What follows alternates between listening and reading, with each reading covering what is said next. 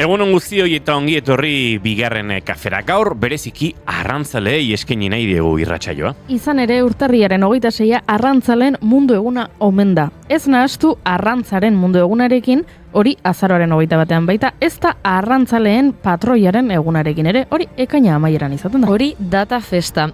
Kasua kasu, aitzakia baliatuko dugu arrantzalei omenaldia egiteko, gure herriaren historian oso garrantzitsuak izan baitira.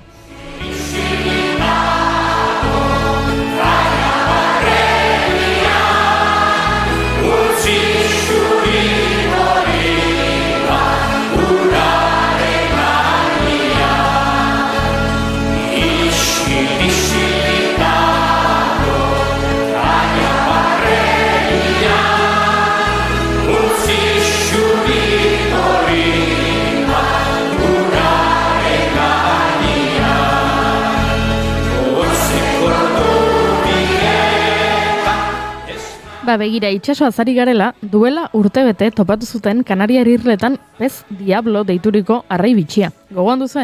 Bai. Melanocetus johnsoni du izen zientifikoa eta 20 zentimetroko luzera du. Estetika ez oso atsegina eta horregatik egintzen famatua. Zapoa bizala ere deitua sakonera handian bizioi da, 4.000 metrorainoko sakoneran. Eguzkiaren argia iristen ezten toki oso ilunetan. Han eskutatuta egoten da harrapakinak izatzeko, normalean krustazioak, baina horretarako amu bitxi bate erabiltzen du. Bere burutik zintzilik dagoen hola linterna moduko bat. Aurkikuntza historikoa izan zen, baina tamalez, otsailean hiltzen arraintxoa. Kondrik Tenerife gobernuz kanpoko erakundeak jakinarazi zuen eta ikertzaileek adierazi dutenez animaliaren gorpua Tenerifeko Santa Cruzeko Natura eta Arkeologia Museora eraman zuten. Mugaz bestaleko biztanleak Beusitzen alduzuen maitasunik Txikiera zuek maitatuen arteko Induko hogeta bost edo gehiaren baitan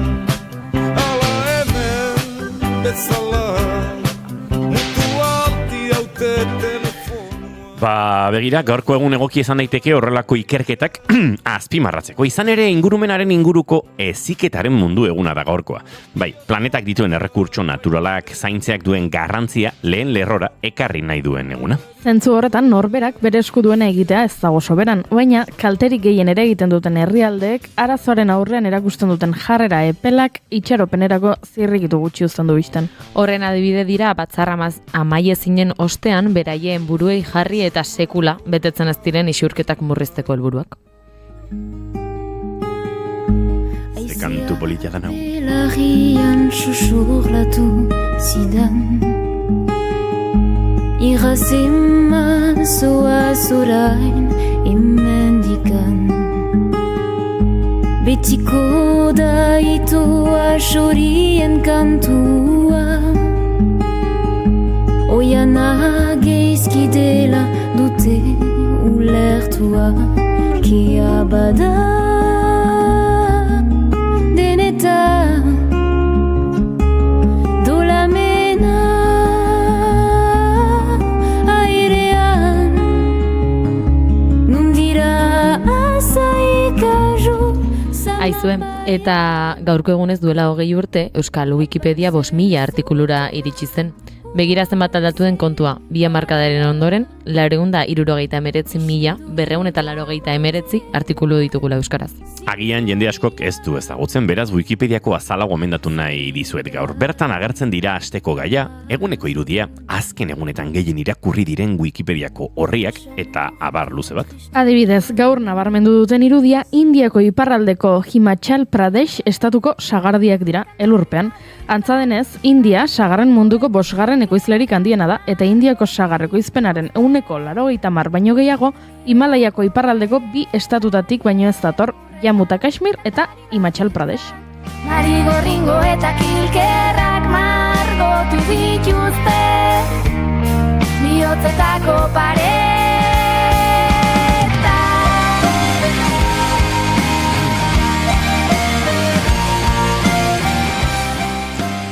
Guere nahiko elurtuta gabiltza bai, azte guralia oparitu digun Ingrid Ekaitzak. Uste dut zaparradetara ohitu behar garela Euskal Herriko txoko guztietan egingo du urrengo egunetan eta. Ba horixe, arrazoi gehiago Wikipedian kuskusatzen aritzeko. Badakizue astero erronka bat egoten dela martxan Wikipedian, gai zehatz bat jartzen dute eta erronka da gai horri lotutako wiki horriak sortzea. Azken egunetako gaia erromatar galtzadak izan dira. Euskal Herriko historia 100 objetutan proiektuaren baitan Errekalo Herreko miliarria izan da azken asteko objetua. Horregatik gonbidapen berezia egin nahi izan dute wikilariek erromatar galtzadei buruz idazteko. Badakizuen lehen 3 sarituek ze sari berezi jasoko duten? Postala. Noski, eske bide guztiek erromara daramate. Jopo.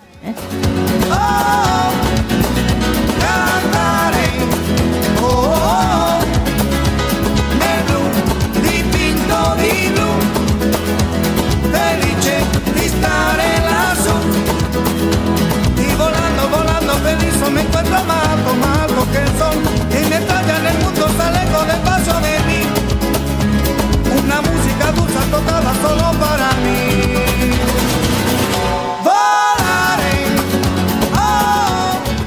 Barkaia baino txisteat iritsi da gure barne komunikazio sistemetara eta kosta egin zait, ona da, gero kontatuko dizugu entzuleok.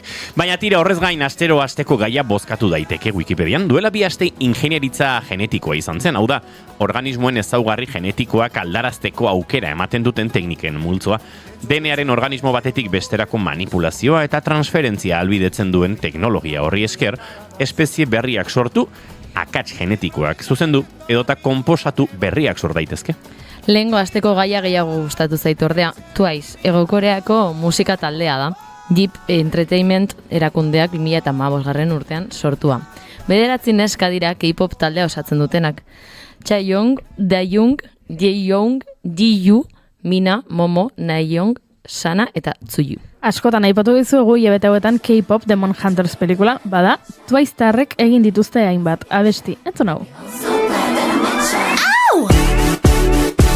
Step 1, do my highlight, make me shine so bright in the moonlight. Step 2, silhouette tight, baby even my shadow looks good, right? Step 3, with a hair right, make it look my way with your hard eyes. Step 4, get you on the floor, make you say more, more, more. Gonna say, I'm feeling all your attention on me. Hala ere, pelikula gaipatuta ezin diogu asteari hasiera eman euskal zinemari txalo bero bat eskaini gabea zen olako arrakasta feroz sarietan, Espainiako informatzaile zinematografikoen elkartearen sarietan. Ze poza Candido Uranga saria jasotzen ikusi genuenean. Aktore ibilbide luzea duen arren, Urangak larun batean jaso zuen lehenengoz feroz sari bat.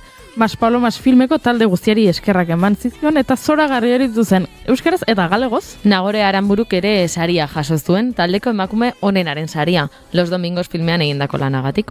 Pelikula garaia zalantzari gabe. Zuzendari onenarena, Alauda Ruiz de Azuarentzat, emakumezko aktore protagonista onenarena, Patricia López Arnaizentzat, Gidoi onenaren saria.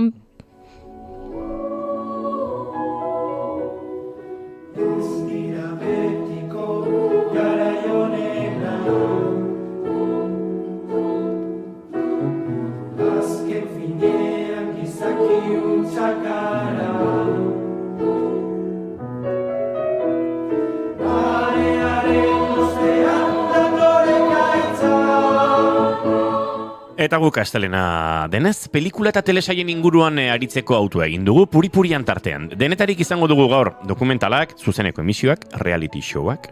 Feroz sariak ere aipatu beharko ditugu noski, baina baita datozenak ere goiak, oskarrak, urte hasieran beti izan ohi da sari banaketaren garaia. Eta sariketetatik txapelketetara, larunbat honetan Xilabako finala izango dugu Donibane Loitzunen eta bertan kantuan izango den Irantzu Idoate izango dugu gaur gurekin. Lander Kornago sukaldaria etorriko da eta ore ama izango dugu hizketagai.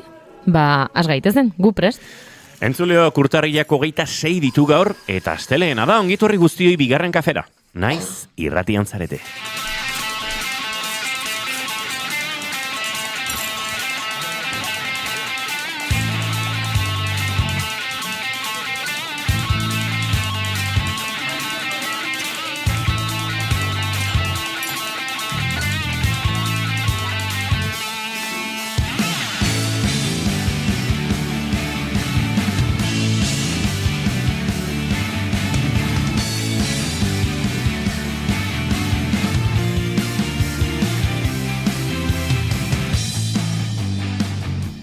zuekin entzuleok June Romatet Ibarguren egunon. Egunon. Eta zuekin Goiuri Ezeizarandia egunon. Egunon. Izketan ari zaizuena, Iñigo Asensio Elurbide gaur bigarren kafeak 1114 du, goizak 10:18 minutu, urtarriak 26 eta gu 3 urrengo 2 orduetan zuekin bat egiteko asmotan ongi etorri guztioi. Naiz irratian zarete bai, bigarren kafean.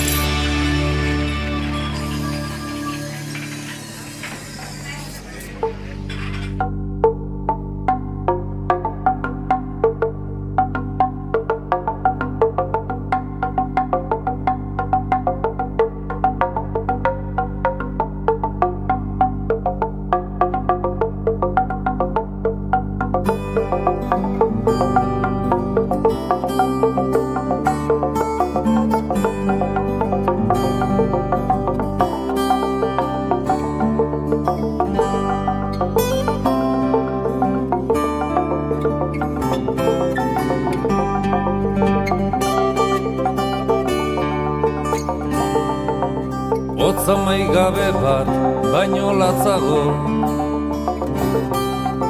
ta urteak egun baino gehiago, 574 oheuts, samina zabaltzan. Goizeko 10:20 eta kantu puxka honekin, 574 ertzainaken kantu honekin, abiatuko dugu gaurkoa, 1114 bigarren kafea hori 2228 kafe dira. Bina izan balira, baina nik gaur 3 hartu dut, beraz, horrek pentsatzera eman diezaguke, akaso 3000 kafeti gora hartu ditu dalanik entzulen konpainian. Ziurrenik Bai, polita, nahi gabe atera dago. Nire, zenbakiekin nola txiribueltak egiteko joera errekurrente bezain traketxe honetan, hortxe agertu zaizkite, 3000 kafe poetiko xamar hauek, baina maite duten tartean murgildu behar dugu, eta maite duten tartean murgiltzeko, zerun hau zabalkari zinela. Ez. Hau zabalpez. June Romatet Ibargureni eskatu behar diot bere maite duta. Nik daukat maite dut ez bat, eta ez dut maite, hola lagunek bapatean ordezkatu edo reemplazatzen zaituzterean, ze gaur goizean pasa zait gure lankide bat laborategian sartu den momentuan konturatu naizela alde batera utzi ninduela lankide suposatzen den lagun honek. Eta kontua da, duela urte eta piko, daramala gure lankide Imanolek. Hori da, Imanol González Gurutxaga nahi badu zur bildu eta zure burua defendatu. Ez da beharrezkoa, ez dauka defentsarik. Oso. Duela urte eta pikotik Imanolek eskatu dit gonbidatzeko nire etxera ezagutu nahi duela, aurrekoan antzeruten bezala ez, house tour bat egin nahi duela. Norbait akatuko nugenik house touritza erabiltzeko.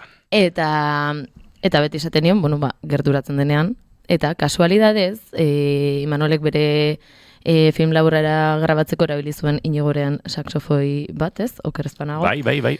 Hautsi egin zuena bidaian. Hori da, eta Pasaiara eraman behar izan zuen konpontzera. Eta nik 2 astetan txarangarekin jo behar duti auteritan. Eta kontua da, Pasaira joan behar zuen ez berriro ere, bila, nik esan niola, Pasairaz etorrenean bila, etortzeko nire etxera, ondoan dagoenez.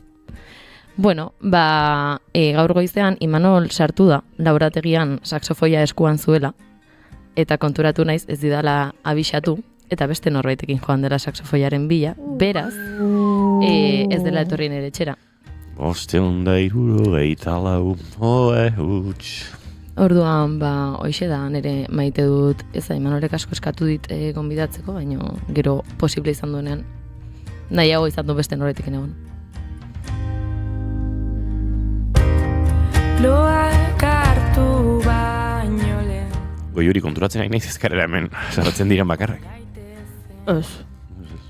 Jendea zerretu egiten da, hori harreman batean ohikoa da. Gero adiskidetzen badira, listo, ez? Zer polita, aiskietu hitza. Adiskidetu oso polita da, bai.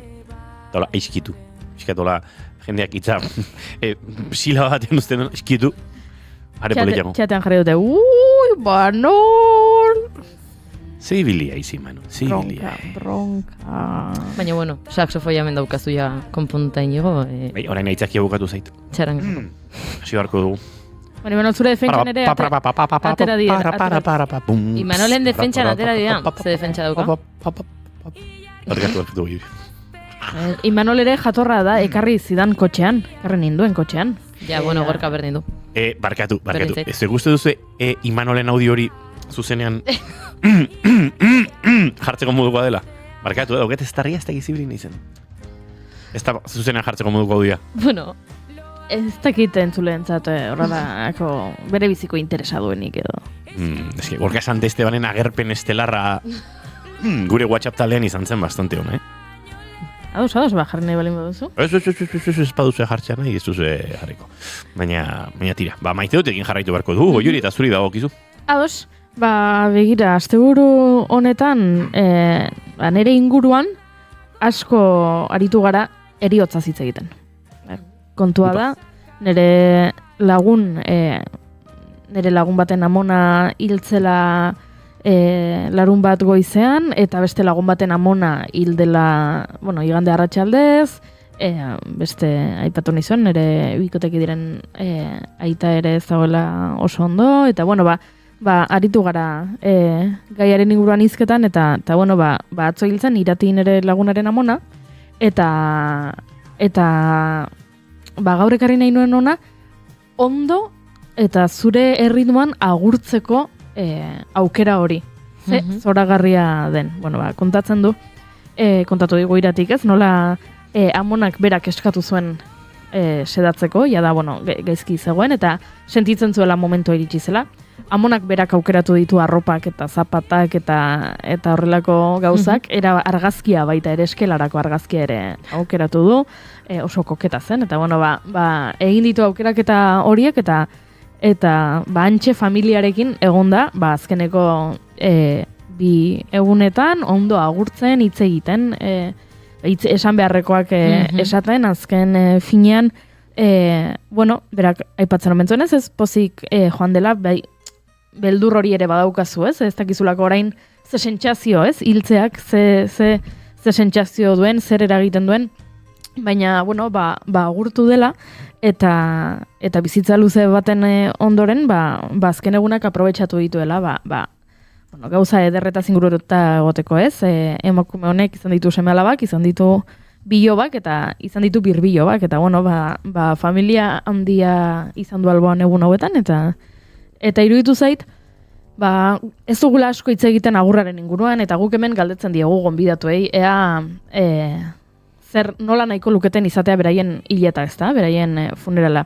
Eta askok, erantzuten digute, nik nahiko nuke hau eta hau, baina gero egia da ez dugula idatzita uzen inun, ez diogula familiari esaten, benetan, ni hilko banintz bihar, eta ez dut esaten ja helduagoa garenean, ze gerta dakiguke bihar hiltzea. Ez dugu idatzita uzen, benik benetan nahiko nuke elizkizuna beharrean, festa bat, omenaldi bat, nire herriko areto nagusian. Edo festa bat ezakize tabernan, edo nahiko nuke eskelarik ez jartzea, edo jartzea, baino argazki gabe. Edo horrelako gauzak benetan ez ditugu aipatzen, ez dauzkagu hitz egin da, eta iruditzen zait, gogorra dela, baina hitz egin beharreko zerbait dela, eta nahi duzun bezala agurtzea, hori ere badela duintasuna, Eta hori badela nire ustez eskubide bat.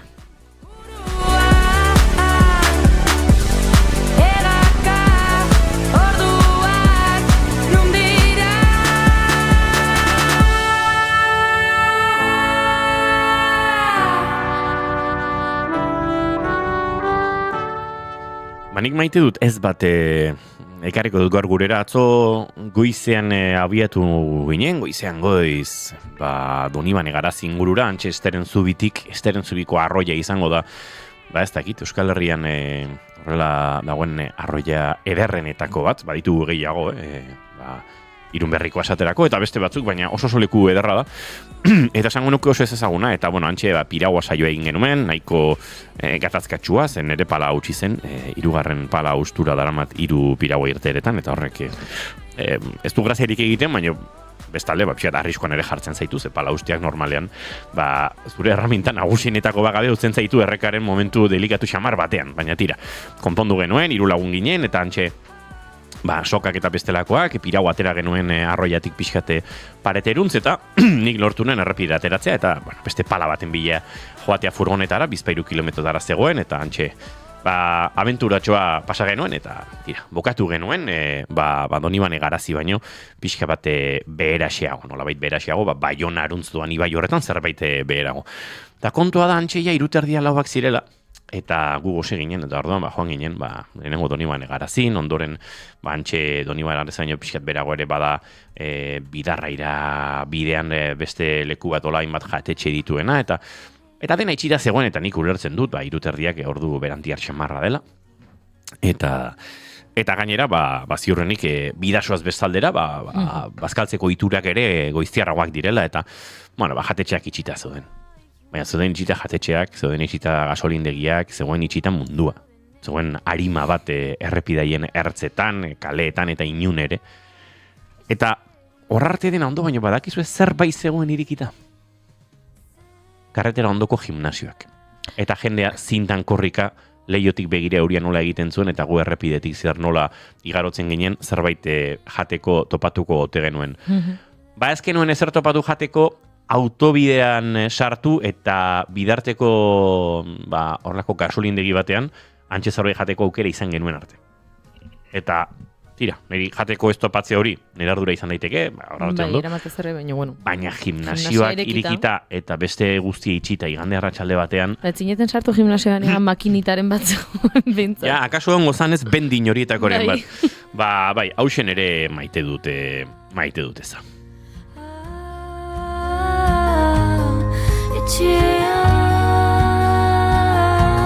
Eta zeatik ez, ari gara entzuten, etxeari kantu honetan gabiltza, eta zeatik ez tarrak noiz eta asteazken honetan izango ditugu gure elkarrizketa akustikoetan.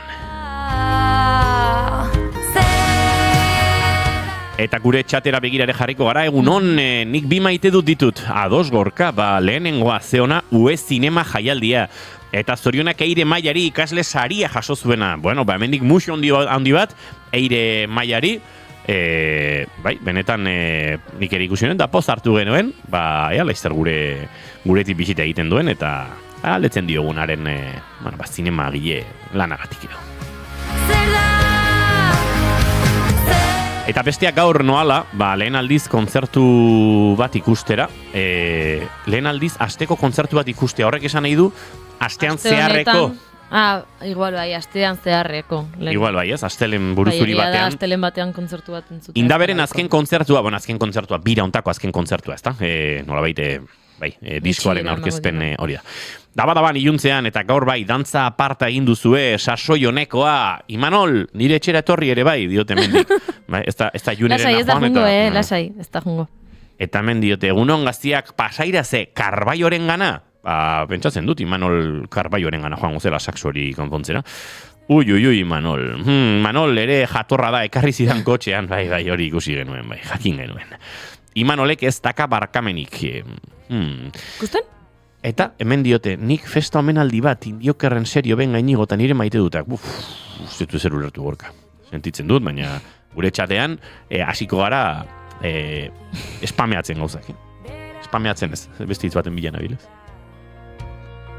Spamera bidaltzen esan nahi dezu? Ja, ez dut ulertzen. Ez, baina bada nolabait zure mezuak botatzen zaituztenean txatetik.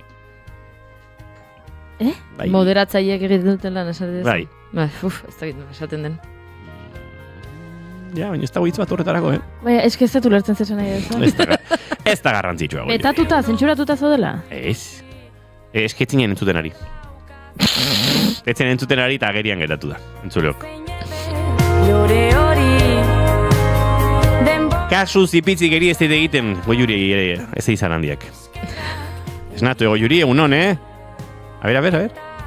Bai. Neurri dena da orlegi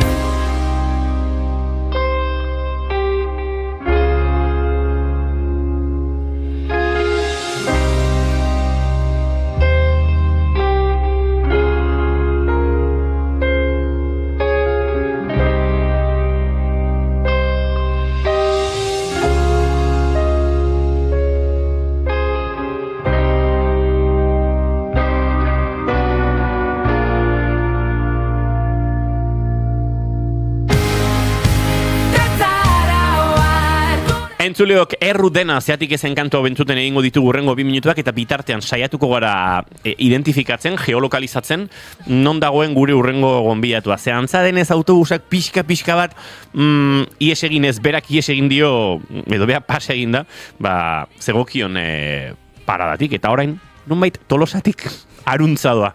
Baina, zer duzen horabidetan? Alegin dagoen, Anoetan dagoen, Billaonara iritsi den, autobusa zuzena zen eta Donostian dagoen bueltan. Madrilerako autobusa ere pasatzen da ordu honetan. Benidorrerakoa, Benidorrekoa gauetan izaten da. Segituan konponduko dugu hau entzuleok,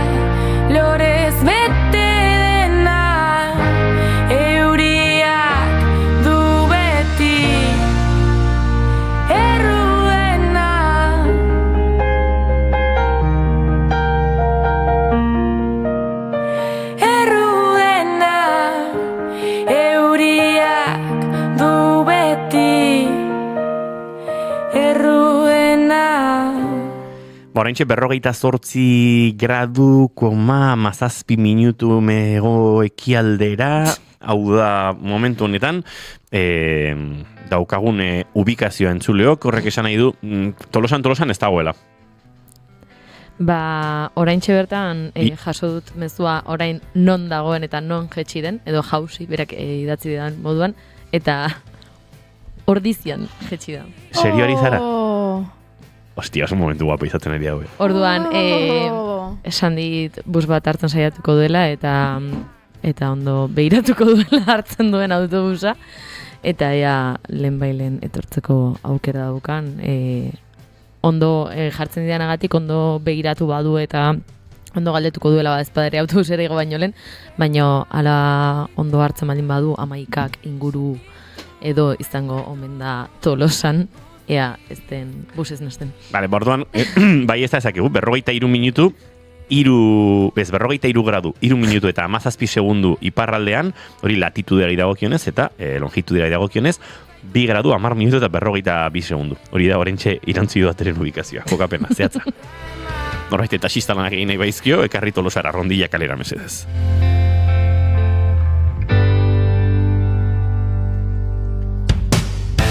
Eta irantzi duate ez da hemen, baina The Twins agertu zaizkigu gurean. The Twins! Koen anaiak. Egunon, hainitzen pentsatzen txiste bat horrekin, baina Twin Melodies hartu eta zinemara ekartzea, baina... Twin Peaks? Twin Melody eta txisteak oso kombinazio kuriosoa dira. Bai, egia zen bai, Bai. Baina txiste asko egin daitezke beraietaz. Ez, baina nik badakidalako, behin bazkari batean jende hasi zela txisteak kontatzen, eta beraiekin oso barregarria zela txisteak kontatze hori, ze oso kristabak dira, eta karo, txistetan badakizu segituan umore pixkat, ezain fina edo ezain kristabare sartzen dela, eta orduan, ondo pasa genuen, gauzak horrela dira. Beraiek ere bai, Hombre, espero de... Bai, osea, hai diosito eta horlako esaten dira baina.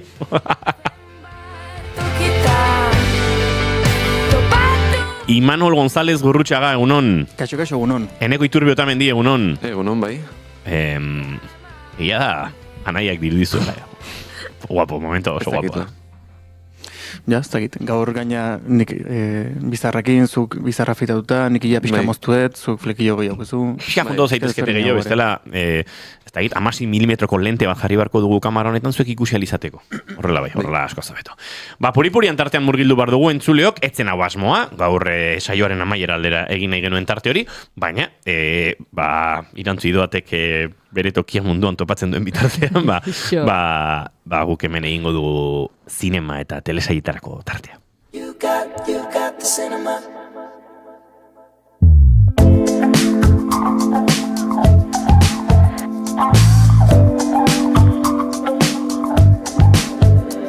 It's you, and I'm not getting over it. Darling, is it cool? Nero traste hori ere Beste instrumento bat hautsiko du. Oi, xerin zan pentsatzen. Konpontzen saiatzen ari zen gaina. Ez, zikutu, lasai, zikutu. Ez konpondu. Du behar.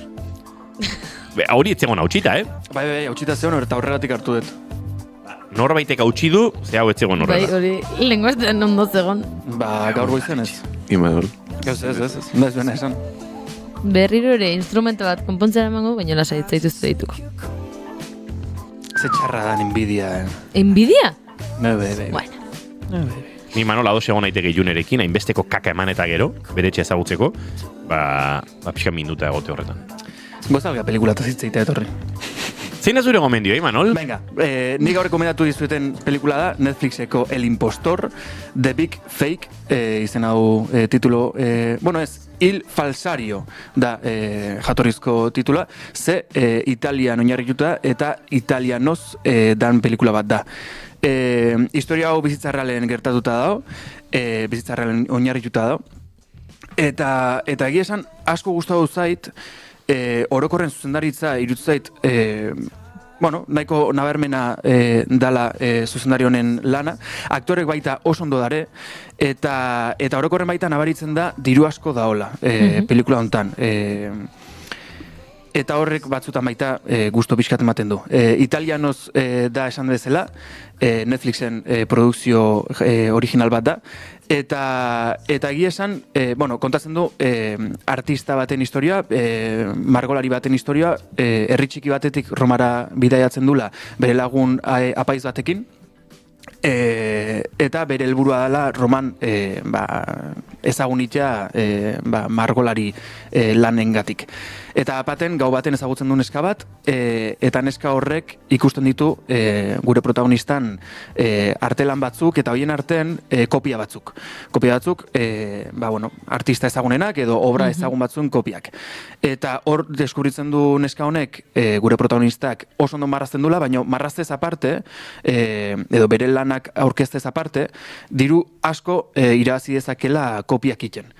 Eta egia esan oso interesgarria iruditu zait, bai historia nola garatzen dan, bai bi pertsonaia hauen arteko harremana baita nola garatzen dan, eta momentu askotan komedia oso ondo lantzen duen pelikula bat iruditu zait dala, drama desente hauke eta thrillerra baita uzartzen da momentu askotan, baina iruditu zait genero guztitatik nahiko ondo moldatzen dala, eta egia da, esan dezela, castinga asko gustatu zait, baina batez iruditu zait protagonistak, ez du hola antzaundik benetako historia oinarritzen dan pertsonaia horrekin, fizikoz, bigotaz aparte, baina bai iruditu zait, dala oso pertsonaia, nola esango nuke, karismatikoa irudiz, osea, presentzialki, gero baita personalidade aldetik baita oso karismatikoa da personajea, baina bea fisikoz aktorea oso karismatikoa iruditzen zait, baino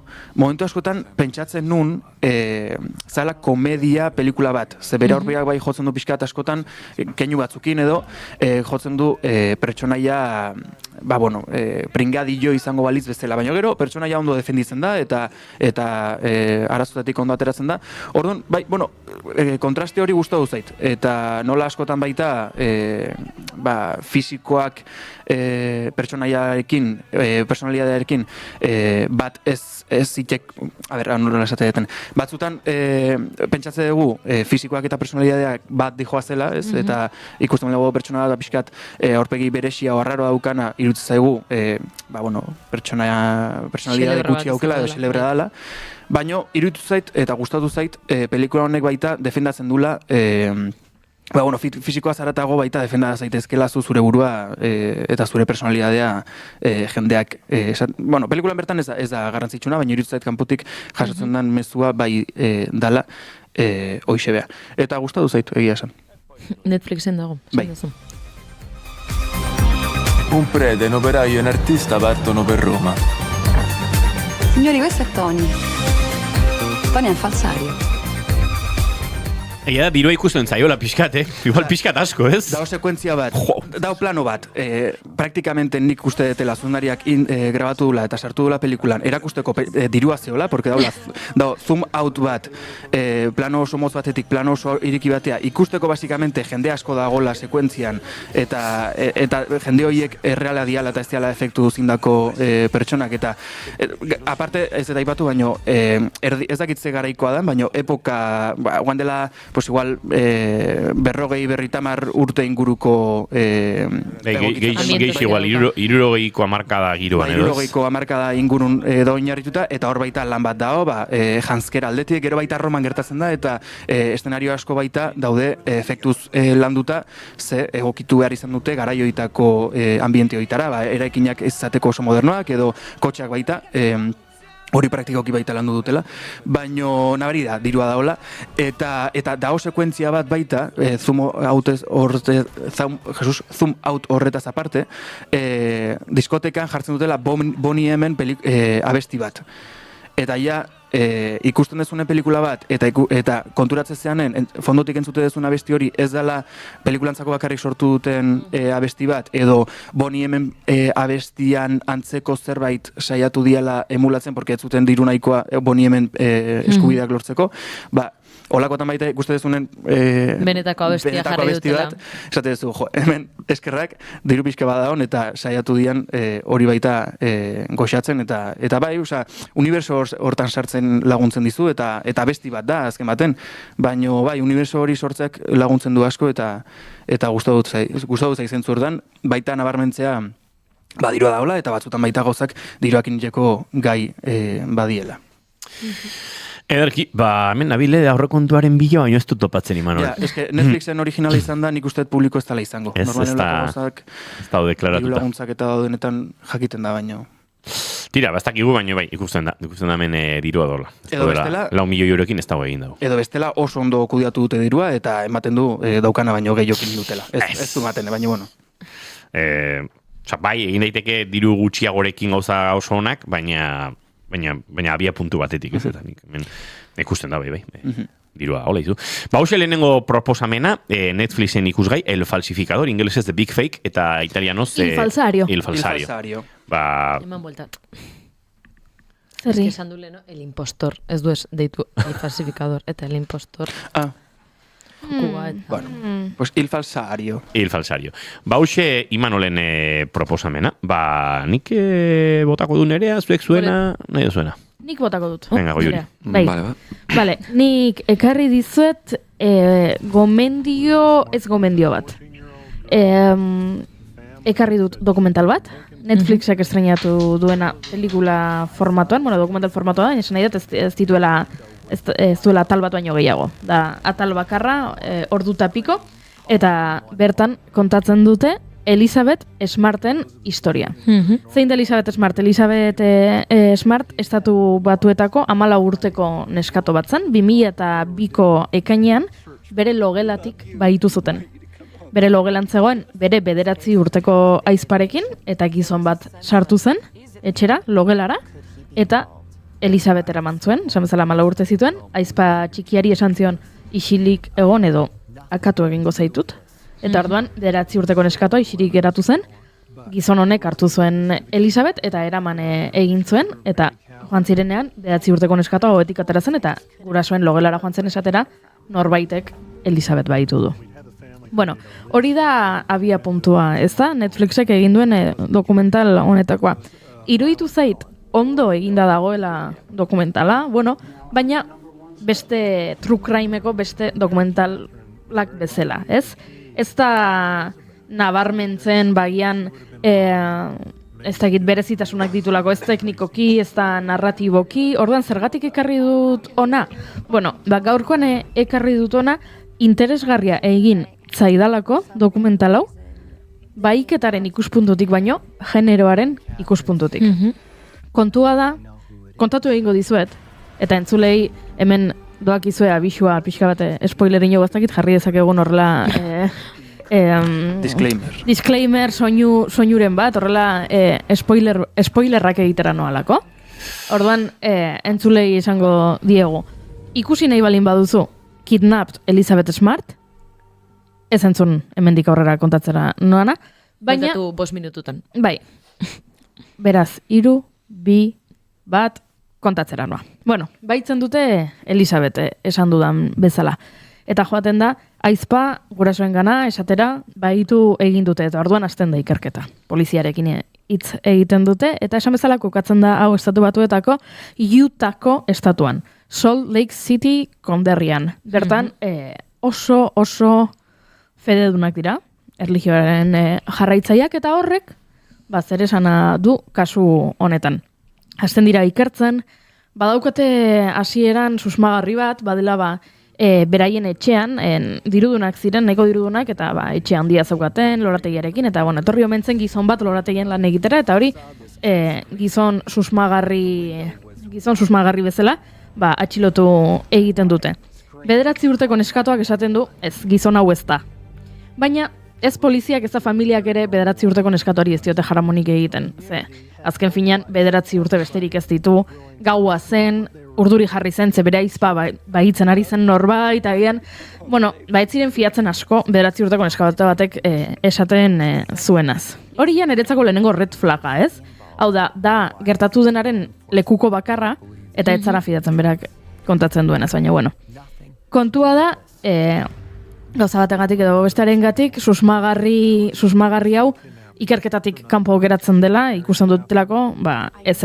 Beste norbait izan dela, eta orduan hasten dira ikertzen familiako kideak.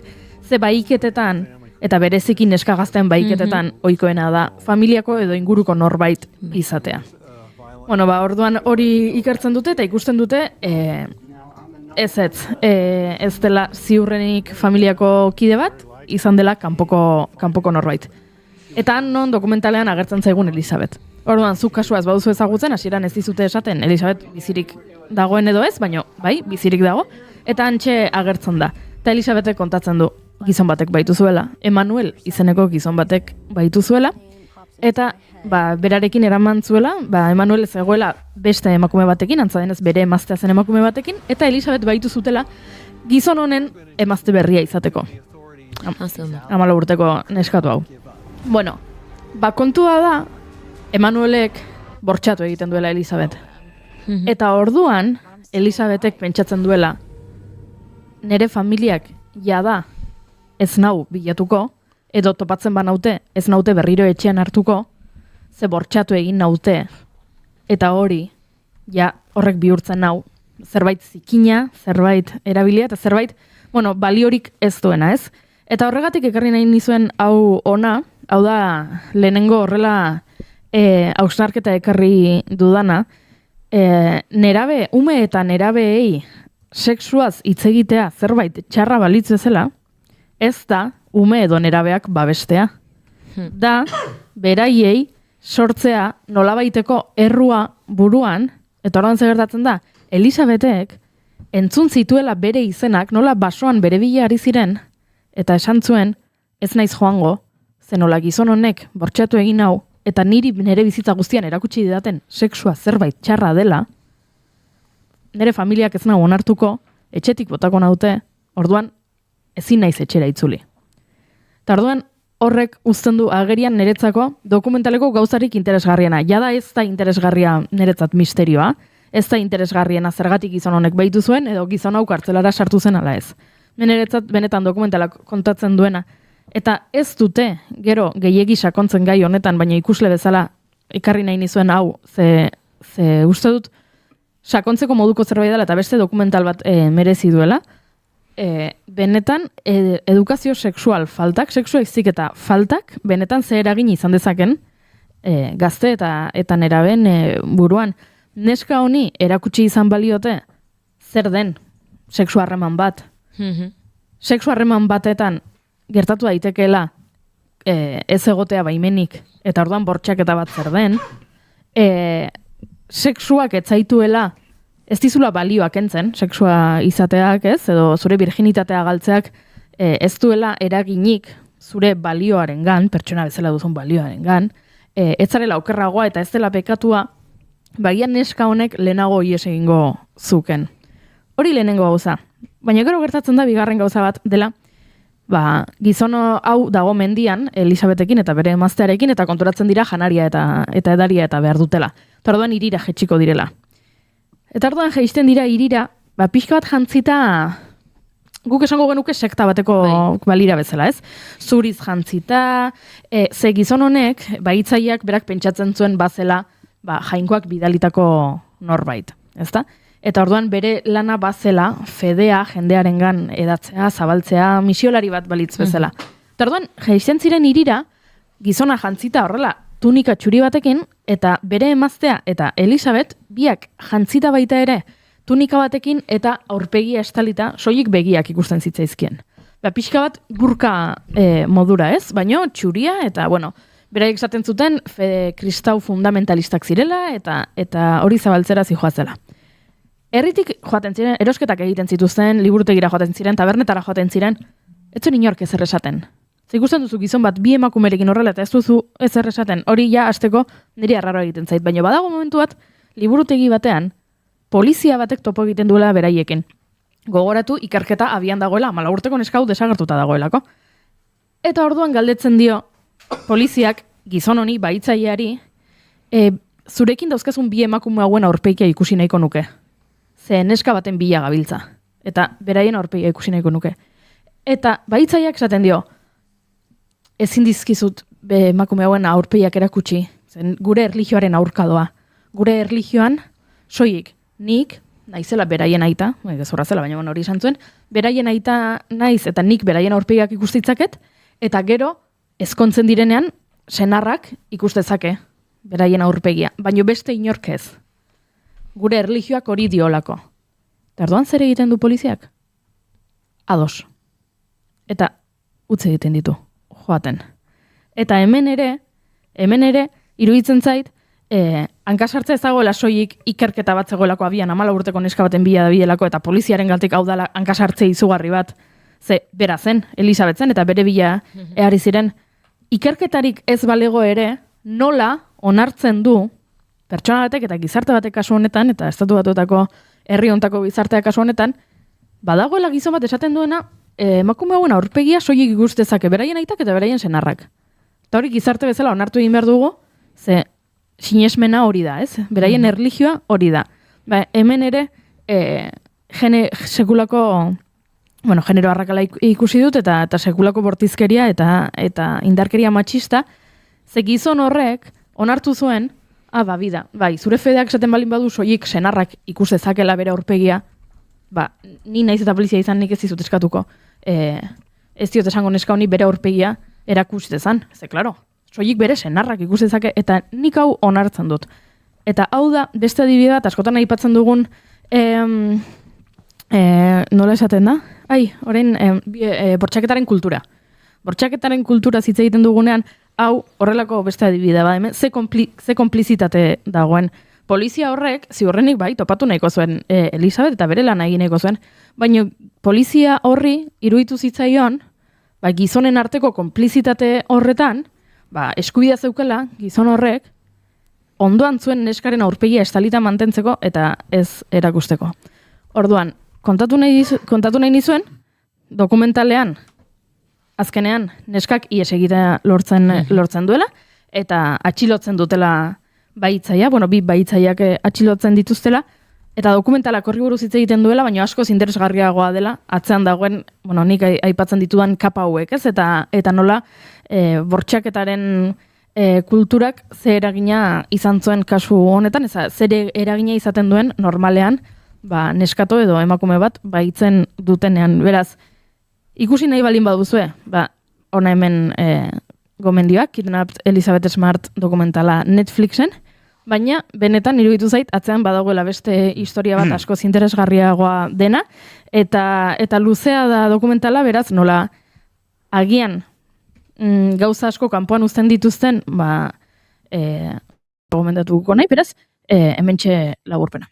Goizeko 10:40 minutu, Laster 11 izango dira, eta guk ohiko baino pixka bat lehenago egingo dugu salto, azken ordukoaren bila, estudio zentraletara, eta Laster Imaloneko eta Hirurok gure proposamenak ere, helaraziko dizkizuegu, baina Itxaso Leonkareaga Bilboko estudioetan dugu. Itxaso, egunon?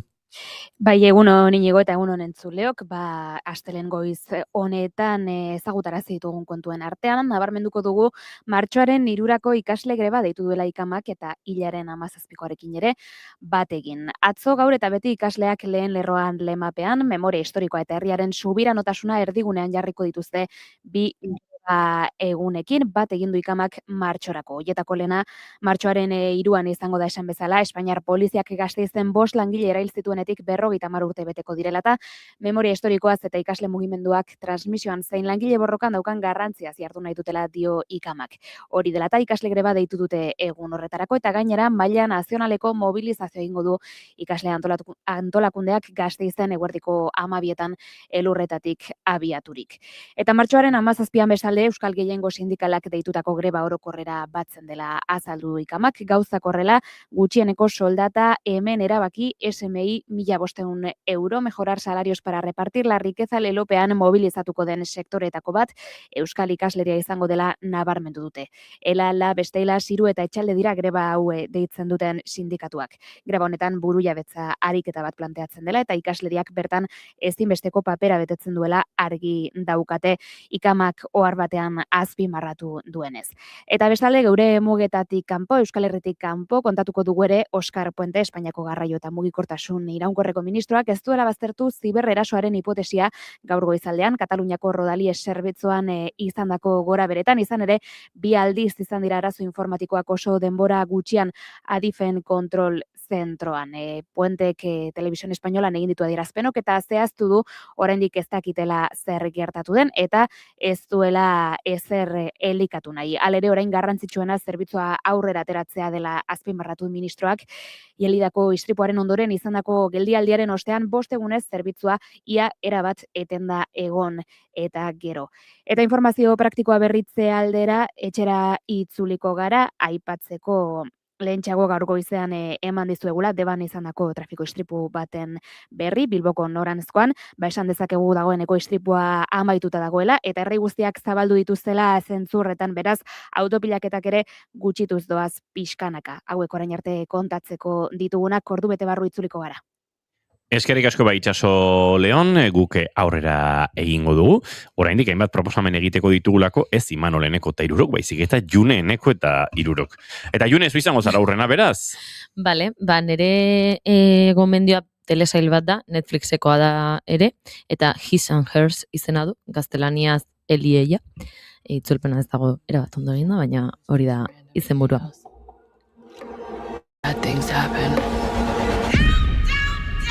Because you bring them on yourself. Headstone on the grave. All my life. They found a body. Let me take it as a field reporter. It could be nothing.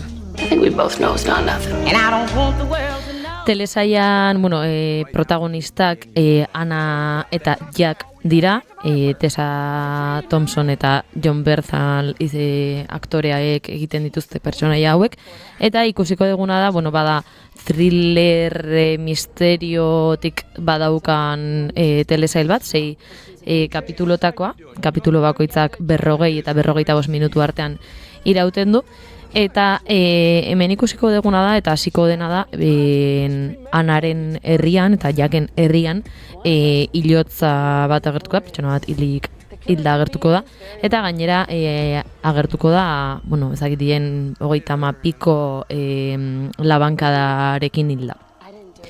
Eta hemen ikusiko ditugu justu bi pertsonaiak. Jackek badauka bere lana investigadore lana da, eta Ana berriz kazetaria da. Ana ikusten dugu hasieratik bere garaian izan zela telebista kate oso garrantzitsu bateko lehen aurpegia edo lehen kazetaria, aurkezle moduan dabilena, eta orain bueltatu dela urtebete ondoren bere postu hori berreskuratzeko asmoz. Ikusten duen ez badagoela beste pertsona bat paper horretan, erabakitzen du bere herrira joatea, heriotza hauen inguruan ikertu, eta honen berri ematera, alik eta gauza edo informazio sekretu gehien ateraz, eta nabarmen geldituz telebista aurrean. Eta hasieratik ikusten dugun gauza izango da, bien artean badagoela oso harreman arraro bat, Jack eta Anarenan, eta lehenengo kapituluan Jacken kideak galdetzen dio Jacki, baina zuk pertsona hau ezagutzen duzu, eta erantzuna da, nire emaztea da.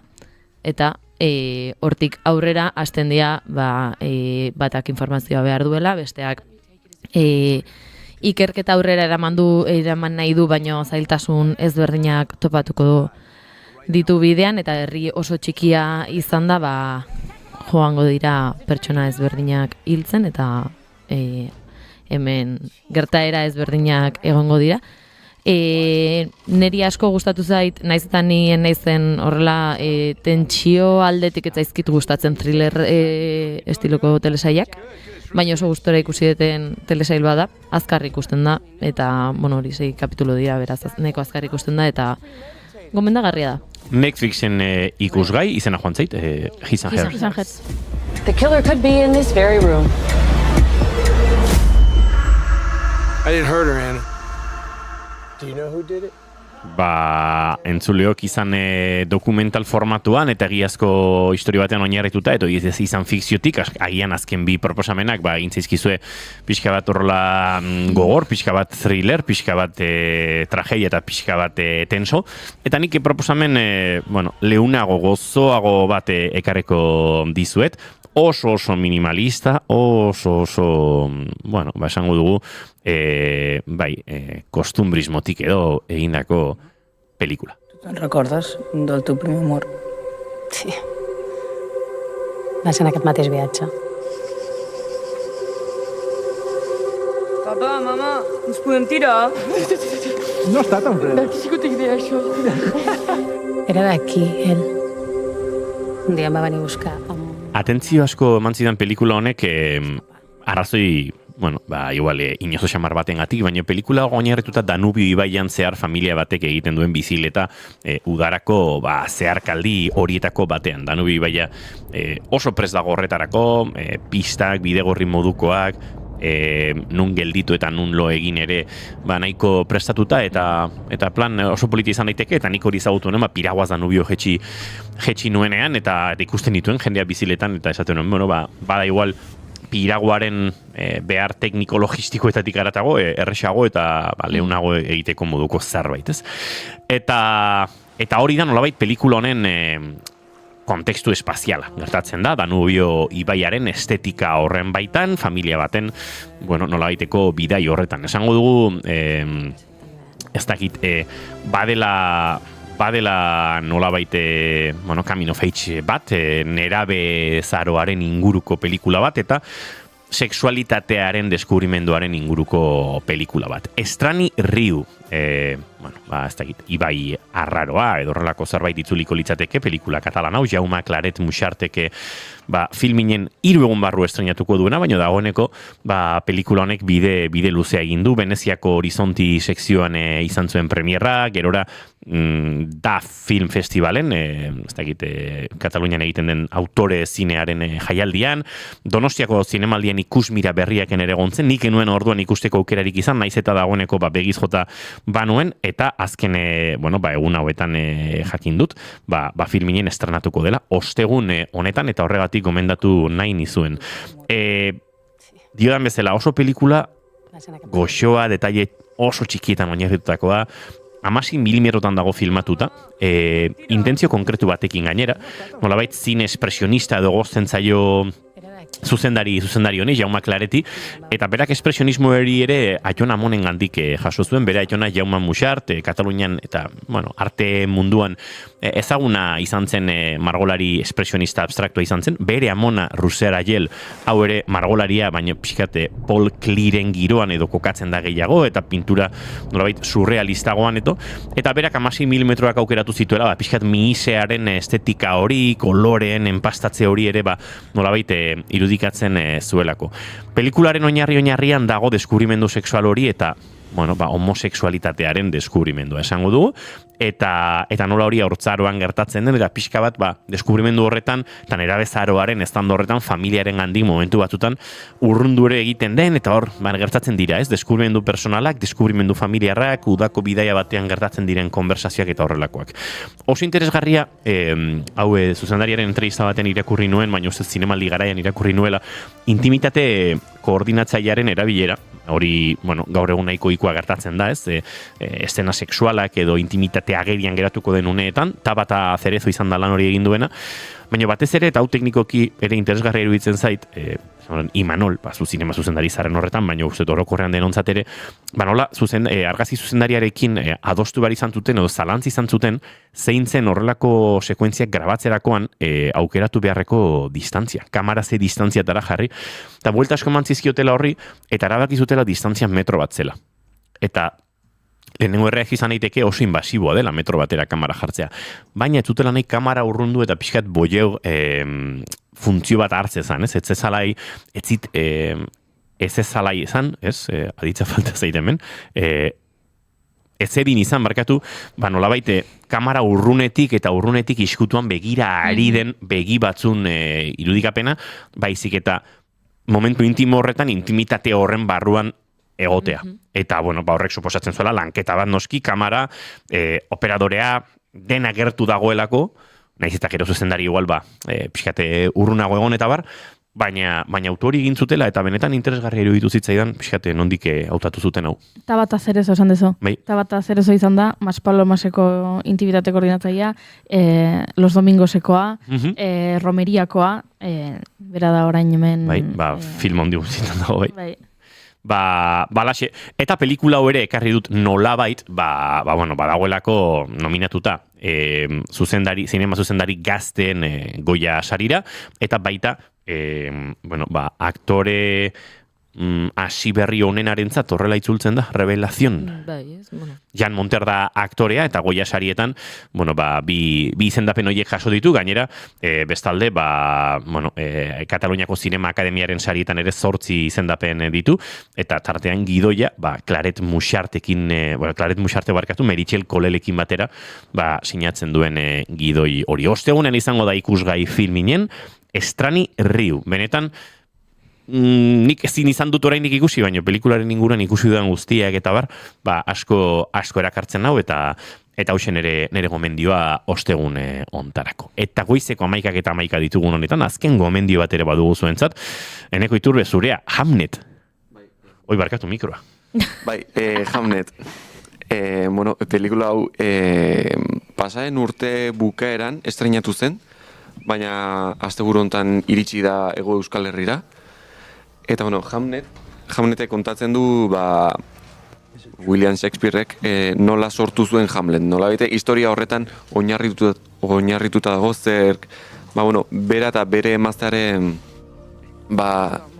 maitasun historiak, bere seme-alabak, familia, eta bueno, hor guztian dago oinarrituta historia, eta nola Shakespearek sortzen duen Hamlet, hori dena kontuan hartuta. Kontua da, William Shakespearek Londresera joan behar duela, bere antzerki obrak idaztera eta egitera, eta orduan familiaren gandik nahiko urrun egoten da, eta ausentzia horretan gauza batzuk gertatzen dira familian, eta hor emazteak errua botatzen dio Shakespearei gauza hauek gertatu irazu etzen delako hemen, edo hau gertatu da zu etzeun denean, eta beraz nik egin behar izan dut aurrera. Eta badaude hor nolabait eztabaida batzuk zure ausentziak ekarri du hau guztia, eta Shakespearek bera ez egotearen ez egote horrek pentsarazten dio agian berak elukeela familia horrekin egotea merezi, edo bestelako eztabaida batzuk ekartzen dizkio pertsonaiari.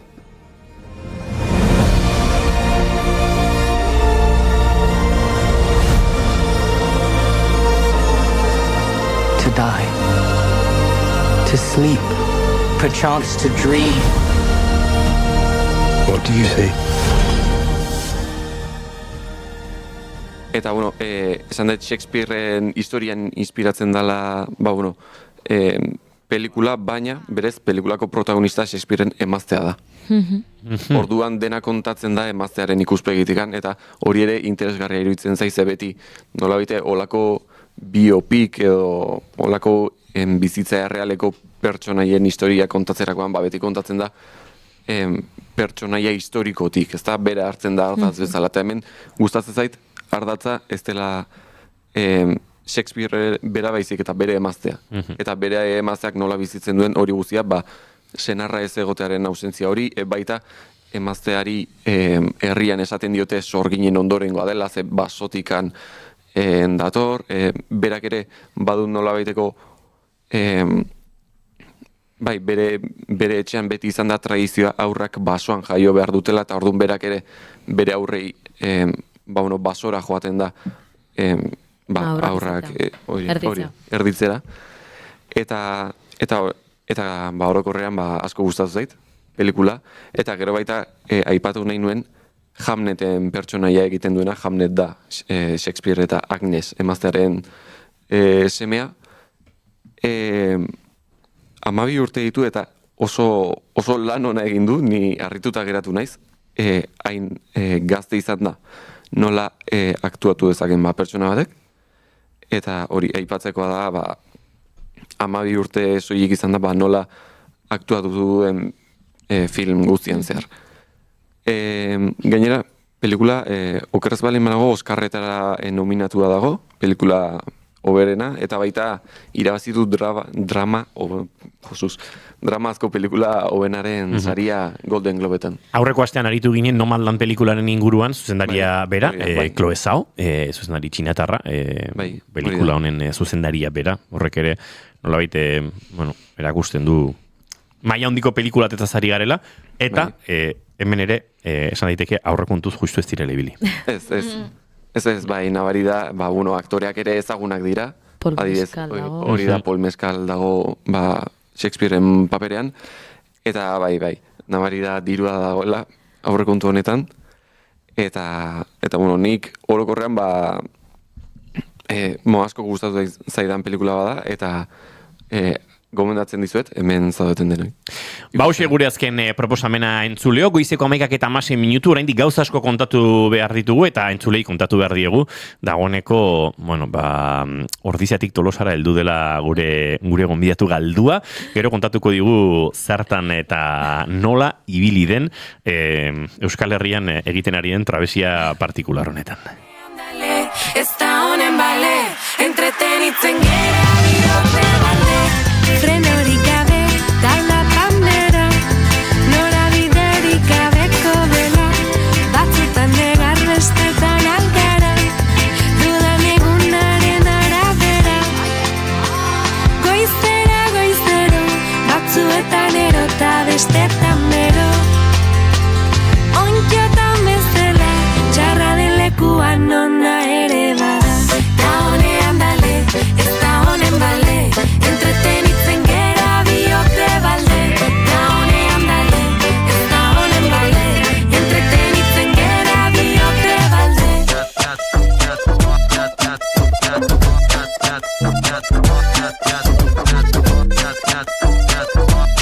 Entzuleok esan da bezala irantzu idoate dagoeneko iritsi da, Tolosaraino, baina laizer gerora izango dugu berarekin lasai aritzeko aukera, egin dugu pixkat gure gaurko gidoiarekin alako produktuen eraldaketa bat, eta ez dakit, normalean lapikoan tipula lehenago jarri ohi dugu beste gauza batzuk baino, bueno, batzutan aldrebes egitea tokatzen da, eta azkenerako, produktua jangarri egoten da, eta guk espero dugu, gaurko programa ere zuentzat jangarri egotea. Lander Kornago, egunon, eta ongi etorri.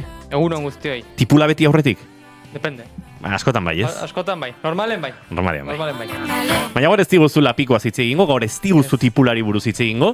Beste kontzeptu baten inguruan, beste joera baten inguruan ariko gara. Oreama, orantza... Oreama eta hitz egingo dugu, ez? Igual gazteleraz batzu oreama pixka bat arrora dute zaie, o gazteleraz masa madere deitzean kontzeptua, ez? Egunero ikuste dugun zer da, denok ezautze duna oso teorikoki oso ideiaz, baina gaur pixka hitz egingo dugu, testu ingurua, zer da benetan oreama, ze onura dakargin egunerokotasunen, ogiantzat, etxean ebai nola egin, eta noiz da benetan oreamadun ogi bat, eta noiz da azkenen faltxeade bat edo marketing produktu bat. Ados, hemen trampa dago. Egon daiteke. Hemen askotan, trampa asko dare, eta gehienetan oreamadun ogia dan ogia, ez da oreamadun ogia, edo, pixatola horrekin jolastu ben. Eta hortaz itzen dugu pixkat, noiz da benetan oreamadun ogia, eta nola identifikatu egunero gotasunen.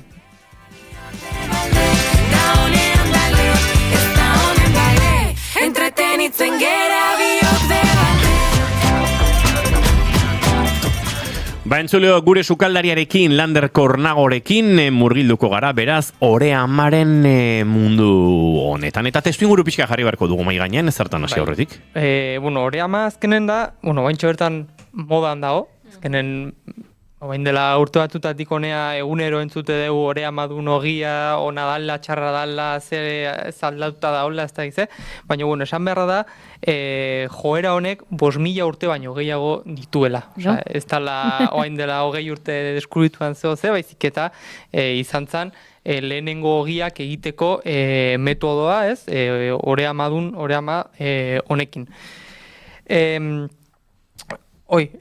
Azkenen, oreamak pentsatu behar du da presarik gabeko egindako ogi bat dela beti. Azkenen oreama baldin badaka eta bere hartzidura nagusia oreama baldin bada, ez da 2 ordutan egindako ogia. Normalean 2-3 egun ere irondako edo hartzidurako ogi bada, ez?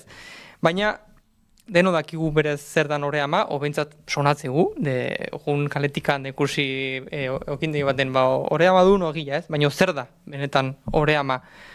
Oreama da, irina eta uraren hartzidura naturala, ez da zer gehiago. Azkenenan, legami basatia dare, bakteria laktiko ezberdinak baita dare, baina azkenen garrantzitsuna da, irina eta ura, ez da gehiago. Batzutan dare industrian oreama erabiltzen dutena mejorante batzu, fermentazioa edo hartzidura pixkat murrizteko, baina ia oreamaren konzeptutekin kanpo jungo litzateke, ez. Honekin lotuta hartzidura, azkenen, esan bezala, oreamaz hitz egiten baldin badeu, denboraz hitz egitea da, ez? Hartzidura luzeak, zaporeak pixa garatzeko, eta garrantzitsua ere bai digestioa hobetzeko. Jende asko, igual, ogia etzaiona oso ondo erortzen, osatula, ez dala zeliakoa, baino ez dula ogia asko jaten, esateu jende asko, edo pixutxu sentitzen naiz ogia jan ondoren, da oreama gabeko ogia jaten ari zaretelako, horregatikan, ez? Azkenen, glutena predigeritu egitea hartzidura fermentazio luze horren ondoren, kontuz, honek ez du esan nahi glutenik gabeko ogia denik, glutena badauka, glutena jarraitzeu, baino predigeritu egitea momentu hortan. Orduan horregatikan digestioa asko zobetzen du horrelako metodokin egindako ogia, ez? Indize glusemiko gutxiagoa ogia dakana da, digestio betzegu, eta kontserbazio naturala ematen dio ogiari. Zenbat aliz jute gehar igual supermerkatu batera ez du nahi izenik esango, eta 35 zentimoko ogi barra eroste dunen goizean, eta gauen lazo bezala egitea dakazuna ogi horrekin, ez? Horrek legami naturalekin eta oreamarekin ez da inoiz gertatzen. Azkenen kontserbazioa asko luzatzen zaio. 2-3 egunero irauteu ogi horrek egindakoa. Nik normalen mogu, bakizu bezala pika frikia naiz, todo esto beti bezala. Orduan, bueno, Aditua. Frikia, esan dena. Vale. Friki kontzeptu ere aldarrikatu behar da, ez da zer gertatzen. Horrek harri du pote bat, gero azaduko dugu. Oparitxoa da zuntzako. Ados. Esan bezala, igual, etxe nitezunen ogia, etxean neukitzakazu 2 egun, eroso, bai pixa fakultate galtzen jute diala normala dan bezala, baina, jatea dago eta ez dago arazoikan, ez? Eta hori dena esan da, ja jendeak esango, nola indezaketen etxen oreama, ez? 3 osagai ditu. Irina, ura eta denbora. Ara. Garestiena 3. Garestiena 3. Baina oso esorexa da egiten etxen egian.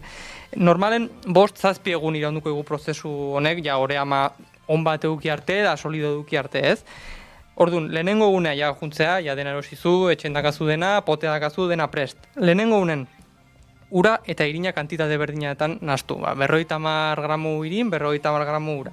24 orduz utzi, ahaztu, eta ja hor lehenengo fermentazio prozesua egiten hasten da. Bigarren egunen berdinengo dugu. Irina eta ura sartu. Irina izan daiteke... Gehitu egingo diogu. Gehitu, hori da. Beste 50 gramo eta 50 mililitro. Hori da. Hor, irin asuntua. Jendea pixkat loko jartzea honekin, pixkat burua uste zaio ze irin erosi, ze azken informazio asko dago irinei buruz. Irin arrunta, txuria, zeina irin. Ogi irina, edo deitzena, harina de fuerza, baita esateana.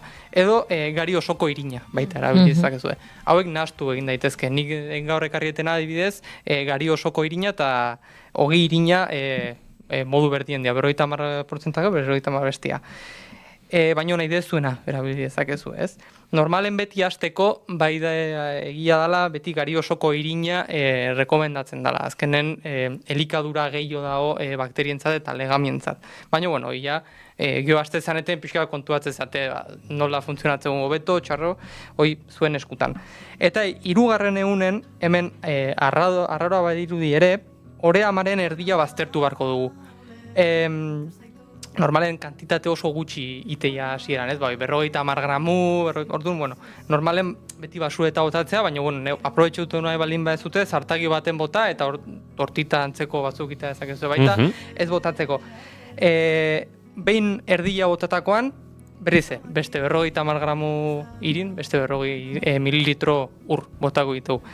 Zertako, azkenen pentsatu behar dugu, oreaman milioika bakteria darela eta milioika legami darela. Orduan, horren erdia murrizten baldin badeu, erdiak ingeatzen baldin bagea, eta elikagai berdina sartzen baldin baieu, barrun gehatzeien legamik eta bakteriak ingo gehiojan, eta gehio aziko dira. Egiten dugu, etxean dagoen jendearen erdia etxetik bota, eta aragi gehiago erosi. Aragi berdina erosi. Hori da, baina... 100 pertsona baldin bazareten etxen... Hori da, 100 pertsonentzako aragi hori 50 jandezatela sendo goteko. Sendo goteko. Hau, garai batean, are jasotzaientzat egiten zen, herri txikietan, nutrizioaren inguruan hainbeste ezkenekinean, edo akaso asko genekinean, ze nutrizioaren inguruan ere zenbat dantza egin ditugun azkeneko hamarkadetan, txuleta bat bestearen gainean jarri, eta parrilan egin, eta goiko txuletak askatzen zuen zuku guztia azpikoak barneratzen zuenean, hori aizkolariak edo arre jasotzaileak herri kiroletan aritzen zen ark jango zuen, eta bestea gainontzeko senideek edo banatzen zuten pixka bat ja zuku hori galdutakoa, hemen ere hortan ari gara, beraz. Lehenengo egunean 50, bigarren egunean gehitu 50, hirugarrenean erdiak kendu, 100 kendu nolabait, eta gehitu beste 100 berriak. Hori da. Holaxe, eta geho ja, hurrengo egunetan gehitzen jun. Baina ja kendu gabe. Kendu gabe. Hirugarren egunean erdira eraman, gehitu, eta laugarrenean beste egun, beste 200, nahi dezuena sartu. Zenbat erabiliko zuenen, ja kalkulatuko zuetxen, orduan hor, gehiago sartu. Normalen jendea beti pixka botatzeu, ze azkenen bukatzezu kilo bateko oreamakin, da hori etxen gestionatzea, zaila da. Baina hoi, ja pixkat... baina egin zen ezake abia puntu 20 eta 20 erabili. 20 gramo, 20 mililitro... Pixkanaka jutezea, ez? Iten. oia, behin zuen oreama inda etxen, normalen zuek ogila ine balin bazu etxen, 8 orduz behin elikatu inbarrezute. Bereiz, imaginatu nik inedetela ostirala dela, eta nik igande nakatala konpromezu bat, eta oso ondo gatu nahi dut baiekin, da ogia nik ingot etxen. Orduan, ostiralen, nik itetena, pertsonalki ostiralen gauen, elikatu, gaua temperatura ambienten utzi, kanpon utzi, eta urrengo egunean goiz, ja, preste egongo litzateke erabiltzeko, oreama. Hoi, pixka bat, ja, esperientzia hartzen jute zanen oreamaki, nola erabili, nola zaindu eta dena, ja, pixka bat ezagutzen jute zea, da esatezu, nerea, temperatura honekin etxen dakaten temperaturakin 6 ordutan 8 ordutan, ja prest dago. Ja pixkat azkenen itea da. Normalen lehenengo aldiz erabiltzezunen oreama ez da ondo ateatzen. Ez da lehenengo, ez da bigarrenga, ez da hirugarrena. Azkenen ni urte da mazkit, eta batzutan ateatzen daizkit ogio batzuk, terrible. Ordu pixka da, jolastea da ikustea, ez? Orduan, behin hori jakinda, itzengo dugu ea noiz den benetan oreamadun ogia eta noiz ez den. Azkenen, oreama izan behar du hartzidura nagusia, eta ez da nahikoa bakarrik etiketan jartzea.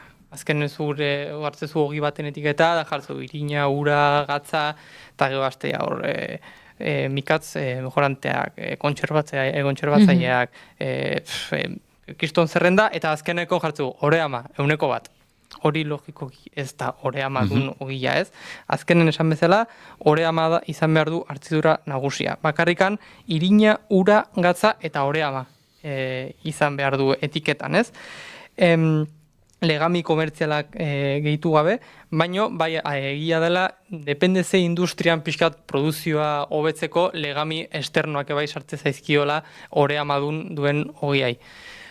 Horrek, ez du esan nahi, ogia ez dela oreamadun ogia, azkenen bere proporziotan uste dela industrian uste dela 3–4–4% oreama eduki bardu, hori ez du esan nahi, ez dula portzentaje hori, baizik eta fermentazio hartzidura prozesu hori asko murriztu ala. Orduan lehen hitzein deu benefiziotaz de indize glucemiko hori, gluten predigeritu hori, ez dauka ogi horrek, ez?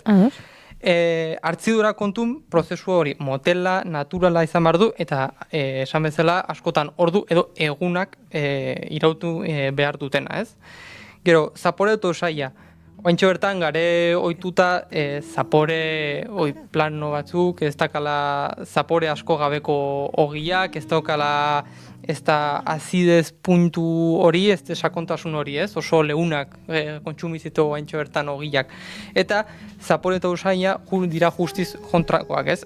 Sakonak eta apur bat azidoak izan behar ditu. Jende batzui etzaile gustatzen oreamadun ogia justu horrengatikan, ez? Azidezoi dakatelako ez da garelako ohituak horlakota. Eta, gero azala ikusten baldin badeu, kurruskari izan behar du, oso tostauta izan barra daka baita, eta bere barruan aire poltsiko irregularrak eduki behar ditu. Azkenen juten gandhi bagea lehen esan du bezala supermerkatu batea, bageta erosteu erditika mozten badu, ez daka burbuia barruan, ez daka poltsiko irregularrak, ez daka mami hori ez. Eta azkenen esan bezala ez, biltzegiratzea ogi komertziala baino gehiago irauten ditu oreama honek. Eta hemen esan bezala ekarri duzuet nire oreama, zuentzako. Gaur hemen utziko dizuet, hau dazka, oreama hone dazka, 8 urte da mazpila. 8 urteko oreama da, nire oreama pertsonala, eta hemen esan bezala ez, ikustei deu nola azkan aire burui irregulartxo honek. Honek esan nahi du bere fermentazio prozesua bukatu dula. Eta ikusi dezakegu hemen baita nola honeaino iritsi dan oreama hau ez. Esan nahi du puntu honetara iritsi danen, hori izango zen puntua ja ogia egiteko. Pixkat jetxi dala. Orduan, pixkat jetxian, ikusten baldin batzu pixkat jeizteala, da elikatu behar zuela berrize. Hori esan deuna, azkenen zu jutezea pixkat ezagutzen baita zure ama, ez? Baina, zure ama. Baita ere. Familia. Eta esan bezala, ez azkenen... Nabari da, Landerrek sukaldaritza familiatik bizi eta jaso izan duela, Dena familien gatzea, eta hau nire familiko kide bat ematea da zuentzako. Zabendu ezazu. Bai, joe. Induko dugu. Eta hau hemen uste dizu ezetzako, eta bukatzeko, azkenen da pixkat reflexionatzeko baita nola dan benetan ogia egiteko prozesua, ez? Azkenen oso egunerokotasunen da produktu bat oso normala, oso ohikoa, baina azkenen lan bat dula atzen, kasu batzutan eguneko lanak, azkenen hontan hemen lan egiteuen pertsonak, ez? Panaderoak eta goizeko lautan esnatzea beraien oreamak elikatzeko, zu guk goizeko 8 gure ogi beroa edukitzeko baita, orduan baita pixkat hortaz reflexionatzeko baita. Aizue, hementxe oreama egiteko eta oreama ogia egin alizateko bidea. Goiuri, guk orain horrekin zein behar dugu? Zain dugu, izena jarri, maitatu. Ez dadila hil. Ez dadila hil. Ez dadila hil. Ikusi, aztertu. Bai, goiuri oso ondo, baina nigon galdera nik uste gehiago dela abertzinak egingo duen ogia. Hori da. Nik uste, June, hemen zuzarela, trebetasun gehien duena horrelako kontuetan. Barkatu. Zuk norbaite pentsalezak, hola, orain marroia Juneren zat, ez barkatu. Landerrek bere senide, bere familiko kide izan liteken ore ama ekarri digu, eta guk zure eskutan jartzeko pres gaude, dakigulako ondoen zainduko duena eta ogirik onena egingo duena, zu izango zarela. Marronazo de puta madre, o sea. Lander Kornago, mila esker gaur gure horbiltzeagatik, eta baita ore ama hori gurera ekartzeatik, baina mesedez pulamentu egin dezagun. Bai. Izena jartzea lehenengo zago. Oso ohikoa da, orea etxeko fermentazioa izena jartzea. Oso ohikoa. Bauko zu proposamenik? Utzia, zue pentsatzen. Ados, igual gure urrengo gonbidatuak izenen badauka buruan, eta berari galdetuko digu. Lander, mila esker eta azte pare bat barru ikusiko dugu berriz ere elkar zaindu.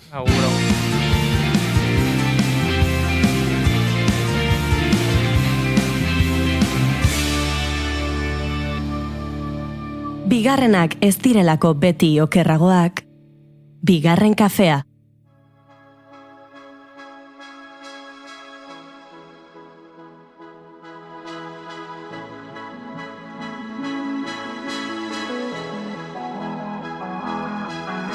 Zuaitzen artean galdurik begiradan bizi-biziri Iaik errepide dira aintzina noa, pausoz pauso Izarrek puntuz puntu osatzen dituzten marrazki eixo Ez digute erraiten zer izan behar dugun tazirez Ametslariek argibidean Pasaberri den azaroaren lauean hasi zuen bidea Xilabak, Zuberoako, Lapurtiko eta Baxenafarreko bertsolari txapelketak eta 24 bertsolari izan ziren lehian. Datorren larun batean ordea finalean 6 izango dira oholtzan, haien artean txapela etxera nork eraman hitzekin eta doinuekin borrokan. Domintxaine, Ainoa, Ligi, Aierra, Muskildi, Hiriburu, Baigorri eta Bardozen saioak egin ondoren, Euskal Herriko iparraldeko 3 lurraldeetan bertso doinuak kantatu eta entzun ondoren, urtarriaren 31an Donibane Loizunen izango dira finalistak. Nor diren kantuan izango direnak? Bada Miren Artetxe Sarasola, Elixabet Etxandi Goienetxe, Aitor Zerbierretxe Xuri, Irantzu Idoate Funosa, Maialen Artzaiu Santia eta Maian Etxoperena Iribarren. Malkoak irizik esten ikasten ginuen bitartean Horien artean gazteena Irantzu Idoate Funosa da eta bere izen askorentzat da ezaguna izango bada ere. Lehen aldiz lehiatu da Xilaban eta finalean entzuteko plazera izango dugu. 20 urte eta bertsolaritzan bidea egindakoa da kantuan, antolakuntzan, zein laguntza behar denetan ere bolondres lanetan. Eta gaur gurean dugu, egun honetan ongi etorri Irantzu. Egunon. Bueno, lehenik eta bain galetu behar izuguea ordizian, zegiro zegoen gaur goizen. Bueno, Ongi, jendea busaren zain, jo naiz trenaren bila, nahasi naiz trenez, baina, bueno. Trenez ere? No, nahasi erdizka sartu naiz, ez dut topatu txartela pasatzeko lekua, beraz, urduritu naiz, kontrolatuko nindute, bueno, jazta, iritsi gira. Nik uste dut pertsona hau bazkaltzera gonbiatu behar dugu. Egia da, ezagutzen ez duzunean, eta ezenean zure ohiko ibilbidea, ez dela bat ere erresa, seinaletik eta hemen hobetzeko gauza asko dago. Nik tren hartu nuen larun bat gauean joateko Anoetara, eta banekielako tren hori, ara zijoala, baina trenean sartu eta treneko pantaila guztietan jartzen zuen urrengo geltokian doain. Eta orduan nik momentu batean pentsatu nuen. Konfunditu naiz, erratu naiz, eta andoainera noa. Eta ez, Anoetan egin zuen geldialdia, baina banekielako, etxetik ekarrita neukalako nik jakintza hori. Edo zeinek hartzen du hori, eta ez daki benetan. Neri lehenengo egunetako batean unibertsitatean pasazitzean. Arrasatetik Aretxabaletara hartu behar nuen autobusa, eta hartu nuen zuzenean Gasteizera zijoana Aretxabaletatik pasatu gabe, eta eskerrak Arrasaten beste geldialdi bat egiten zuen, eta azkar konturatu ginen, nietan ere lankide bat, beraz, ulertzen dago Irantzuri gaur gertatutakoa. Bueno, hala ere, Euskal Herrian jomuga, jozuten duela urte batzuk, Bukarestera joan nahi eta Budapestera egan egin zutenak. Beraz, hortik aurrerako guztia etxegiroko arazo txikietan kokatuko dugu. Ba, bi galdera dozkagu, Irantzurentzat, Goiurizuk egingo dizkiozu? Bai, nik egingo ditut. Bigarren kafeko galdera ofizialak. Nik bi egingo ditut, eta zuk aukeratu behar duzu bietako zein erantzun. Lehenengo galdera da, orain etorriko balitz zinema zuzendari bat. Eta esango balizu, zure bizitzari buruzko pelikula bat egingo dut. Baina ezin dut kontatu jaio zinenetik orain artekoa. Kontatu dezaket soilik zure bizitzako etapa zehatz bat. Galdera da, ea ze etapa aukeratuko zenuken, gero pelikula batean ikusteko. Hori da galderetako bat, eta beste galdera da, ea nola gustatuko litzaizuken izatea zure hileta, zure funerala. Beraz, hortxe galderak, pelikularena eta hiletarena, eta esan bezala zuk erabaki behar duzu bietako zein erantzun. Ea, gutxien busti behar dena gitarren hautziko dut. Film baterako nire bizitzako etapa bat, nik izan ditut garai bizik interesgarriak ematen du drama askorako uste dute. Bai, agian nera bezaroa edo... Baina bezaroa hasiera COVID garaia ere bizi izan nuen garai hortan, ematen du drama gogor baterako. Polit. Aizu, gure txatean bota dute, Indiokerrek bota du, Xilaba izen ona da Orea Amarentzako. Bai. Xilaba. Beste proposama daukat. Ui. Nagore. Osondo, Yuri. Nagore. Osondo. Ez da intxarra. Bueno, ez. Vale, Xilaba jarriko dugu. Endi Xilaba gehiago. Horereta ere, hore dauka, Ale, hasi entrevistarekin, ze honek ez dauka bate itxurona. Ez, lehenik eta behin Irantzu bai galdetu nahi nizula, galdetu izugu zer moduz ordizian, baina ez benetan Xilabari begira zer moduz zauden, eta nola hasten duzun astea? Bai, egan hori, duela aste bete, baina pixkat gehiago jakin nuen saikatu nintzela beraz finalera, eta lehen astea izan da ilusio eta post nahasketa bat, eta kontzienteki hartu dut erabakia gorpuzteko zoriontasun hori, eta maiteko eskubidean ere buruari egoteko pozik, eta ja gero-gerokoak. Astelena hasira korapilatsu, eta ematen du dela etorriko den astearen seinale, orain etorriko dira urduritasunak eta guzi, baina orokojean konten naiz. Bai. Eta, aipatu sarreran lehen aldia da Xilaban aurkezten duzula, apostu bat izan da bertan aurkeztea ikasle zaren momentua ere badelako, zerke egin zizun, izen emate hori onartzea edo... Bai, ez dakit. Planteatu nuen zalantza momentu batean ere buruan, baina uste dut etzela egeala, zalantza hori. Ez dakit, Xilaba laburterik behin egit da orain arte, orain agian ez dakigu aldatuko den edo ez, baina laburtero izateak eta aurtenez aurkezteak ekarriko luke, aurkeztea, beraz, 2029, eta 20 badira urte batzuk, Eta nahi ala ez uste dut badakigula bertsolari gazte gisa, eta ez gazte gisa, baina gazte gisa agian gehiago buruan dugulako, txapelketara aurkeztu ezean, plaza zirkuitutik kanpo gelditzeko arriskua dagoela, ez? Baditugu pasatzen da eskolartekoa, gero badira gazte sariketak, baina ni hasi nintzen biziki gazte sariketetan, iparraldekoak beziziki goiz deitzen gaituztelako, eta beraz ja iristen ari da nire bukaera ere hortan, eta beraz silaban parte hartu ezean agian arriskua bazela hortik kanpo gelditzeko, eta aparte nahi nuelako ere bai, txapelketek beti maiten dute aukera gestatzeko gehiago, lantzeko eta bar, eta hori. Logikoa eta puntu batera arte inertziaz edo egina, baina gogotsuala ere hartu nuen. Lehenengo saioa Ligin kantatu zenuen, urrengoa Hiriburun eta Bardozen. Prozesu honetan zehar batzenekien agian finalean gertu egon zintezkela, finala nahiko ziur ikusten zenuen, nola ikusi zenuen? Ziur, ez uste dut gutxi batzuk bakarrik izan zezaketela buruan ziur. Aurten uste dut silaba izan dela maila handiko txapelketa eta hori hasieratik nabaritu dugu eta bertsolari hon hainitz ginen leian. Eta egia dagian hasi haintzin parte hartzen urrun ikusten duela. Lehen saioan ere bai, eta ja nire ustez Hiriburutik, bigarren saiotik hasi nintzen ikusten leian egon nintekela, eta egonka gisa emaiten joan naiz pixka bat, saio finkatzen dira helburuak. Segurazki hori bere burua babesteko mekanismoak izango dira, baina bai, Hiriburutik aurrera hori sailkatu nintzelako 7-8 ez dugun finaletik, lehen 6kotetik, eta ja Bardozera alden guzia egiteran, ere uste dut, hor gelituta ere pozik gelituko nintzateken, baina finala gojokatzera, eta beti nahi ala ez edo arkabean uste dut buruko soko batean izaten dugula.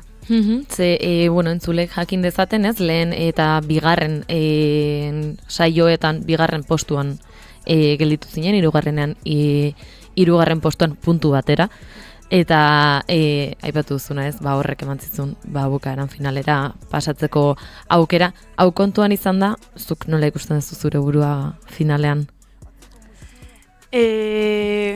Galdera hilata, Maia da, sailkatu nintzen momentuan, pentsatu nuen lehen gauz izan zela egina, finalera sartu gira, eta hemen bukatzen da dena, eta hala ere hori inguruak bultzatuta eta ez guazen alik eta maila honena ematera eta ja ze fruitu ematen duen, zegia da Euskal Herriko txartela ere jokoan dela, eta behin hori egonda, albadugu txartel hori eskuratu ere super ongi, egantu dana ez, saio helburuak finkatzen noa. Beraz ez dakit, hori uzut, saio biziki ona izango dela, eta aurre ikusi daiteken sailkapenik ez dagoela, erabat. Uste dut, zaila dela egaitea zein izango den seikotearen sailkapena, edo uste dut horrek egiten dola ere polit final hori bereziki ez, aspaldiko partez ametxek ez du kantatzen, odeik ez du kantatzen, sustraegia tarte bat, baina badu hori berezi nik uste finalunek, eta sinetxinaiko nukenik ere leia hortan mugin aitekela. Hori izango nizun, ez da, aurten lehen aldiz denbora batez, txapela buruz aldatuko da, ez delako ametsa aurkeztuko eta ametxek izan duelako azken urteetan txapela etxera eramateko poza edo, eta esan duzuna, lehenengo bostetek eramaten dute txartela Euskal Herriko txapelketara, ez da, ez nagoker. Bai, hori da. Eta 6 pertsonatik, txartel hori lortzeko aukera izango bazenu, poza beti ere. 9 saio izan dira, orain arte, finala aurretik, eta toki askotan irakurri genezake saio guztiak edo dia guztiak aretoak beteta egon direla, ez da? Bai, izan da, lehen saiotik, jo nintzen lehen saioa entzutera, eta ilusio sortzaile izan zen hori, lehen aretoa bete zen, sagerari gabe gehitu zen jendea, eta urrengoak ere gehienak bete dira, eta hor nabaritu dugu entzulegoa gozez zela, bazkenan hori du ere laburtero egiteak silaba, eta agera biziki beroa nabaritu dugu Ipar Euskal Herriko entzulegoaren partetik, eta gainera uste dut amets ez egoteak ere agian ekarri duela hori gehi belaunaldi gazteak sartu izana, aurpegi berri batzuk, eta bai, nabaritzen zen ilusioa, eta gero beti bezala, lehiak pizten duen erakargarritasun hori nahi ala ez, horren inguruan mugitzen delako hainitz, eta bai, hori, gure aldetik nabaritzen da iniz, baina entzulegoaren aldetik ere nabaritu da indar hori eta gogo hori. Eta gaur egun Ipar Euskal Herriko, hiru lurraldeetan, gaur egun nola daude bertso eskolak, nola, hainbesteko zaletasuna badago agian pixkanaka ez, handitzen joango da. Bai, azpimarratu behar da elkarteak ez, bertsolarien lagunak elkarteak egiten duen lana, bertso eskolak dituzte ikastola guztietan, eta baita eskola publikoetan eta beste gainontzeko eskola batzuetan ere bai ez, agian Euskal mundutik hain hurbilez den jendearen inguruan, beraz hor, uste dut finala ere horren seinale dela, Aitor Elisabet Tani pasagira hortik, eta orain lanean ari diren oraindik irakasleen eskuartetik eganen dugu, eta hori argiki horren seinale da, ez, funtzionatzen ari den metodo baten seinale, eta ari da bereziki gazte eta aurren artean zaletasun hori edatzen eta zabaltzen. Gero agian komplikatzen da gehiago helduen kasuan, bertso eskola finko hainitzik ez da, gaipatu dute hainitzek silabaren aitzakiarekin sortu dituztela edo hasi direla biltzen, baina hor bada hutsune bat eganen dugu, eta gero hala ere, nik entzun dudanez, ari dira sortzen helduen bertso eskola batzuk, ez hainbeste silabako parte hartzaile girenen artean, baizik eta ikasi edo interesa duten hoien artean, leku desberdinetan sortzen ari direla, eta hori ere importantea da, beraz, pixkanaka ari da. Bertso eskola horietako batzuetatik pasada ondoren, zuk gaur egun entrenatzeko nun izaten duzu normalean ohitura edo jotzeko aukera, bertara jotzeko aukera? Bai, komplikatua da, Ni gainera enez bereziki bertso eskola zalea, kostatzen zait disiplina mantentzea. Beraz, silabarekin hartu dut zinez, konpromezu maila bat egango dugu, edo iniziatiba hortarako, eta hor, maibilina ez mugitzen ikuste bestainiz bezala batetik bestera. Bai, azpagnen bertan Aitor eta Naia Saskorekin bildu nahitzela, lagun minak ditut biak, eta hor, egin dugu, gero Endaian ere bildu izan gira, Kine Zapiainekin, Irati Alkantaria, Josu Txoperena, Aitor eta ni. Hor ere, Donostin ikasten ari naizenez, erdibideko leku bat edo. Eta azken aldian silaba dela eta Oian Aranarekin bildu naiz ere Usurbilen nahikotxo, biziki eskertua naiz, atera izana tartea horrentzat, beraz. Hori, ahalen arabera ere ez ditugu ordutegi biziki finkoak orokogean, beraz, beti ez naiz itultzen azpagnera asteburutan, orduan hor bertso eskola hutsa egiten da, Usurbilera joan behar da ere bai, Endaia berdin, pixkat mugitzen. Horra aipatu dituzun izenen artean, batzuk baditu dut ezagunak, besteren bat gertukoa ere badaukat, eta batzuk ez dute iparraldeko euskalkian kantatzen, beste batzuk bai, nabaitzen da ezberditasuna entrenatzeko momentuan eta kantatzeko momentuan euskalkien artean? Bai, nabaritzen da ez. Bada euskalkia, baina dira ere bai referentziak, eta hori aipatu izan dugu nahiko Iratirekin adibidez ez. Nabaritzen da ni eta ni lehena Donostin bizita ere gauza initzia ez dituzu segitzen lehen lehotik edo, eta hor gerta daiteke arrakala bat entzulegoaren eta zure artean, baina ez dakit. Nik horren arira bai, gure artean hitz egin dugulako batzuek nahiko sentitzen dugu erronka bat dugula ere hor, ez, euskalkia mantentzeko eta hiztegia zaintzeko ere bai importantea da bertsozalearekin konektatzeko beti ere, referentziak hiztegia hartzen gira gu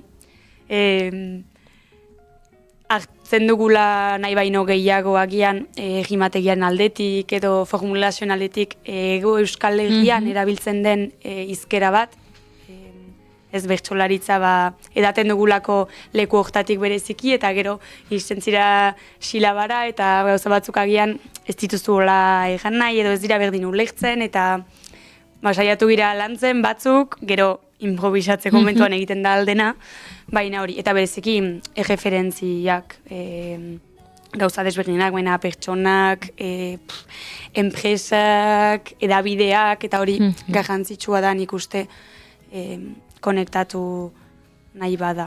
Nik egia da, azken bertso saioa entzun nuena, oi hartzunen entzun nuela, eta aira kantuan entzutea beste Ego Euskal Herriko askoren artean, bai esaldiak egiteko moduan eta plazerra izan zela, ez? Bi aukerak, bi motak edo entzutea, eta pozarren entzungo dugula larun batean ere saioa.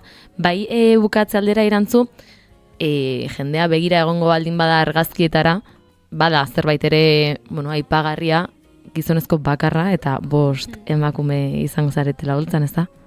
Bai, polita, gelditu da kartela, egia da, initzak aipatzen digutela, ala ere, sorpresa, ez dakitze, uste dut, bertsolari gisa, aski argikin hola gertazitekeela olako kartel bat, gertazitezkela egotea 6 edo beste batzuk, eta zentzuktan content, baina egia da, azpimarratu behar dela ere, 24 parte hartzailetatik 9 ginela emakumeak hasieran, eta 5 gaude finalean, baina ala ere ez gira bat ere ez da kopuru orekatua inundik inora ere hasierakoa, eta hori, kontent egoteko arrazoiak ditugu, baina oraindik bada bide egiteko zentzu hortan.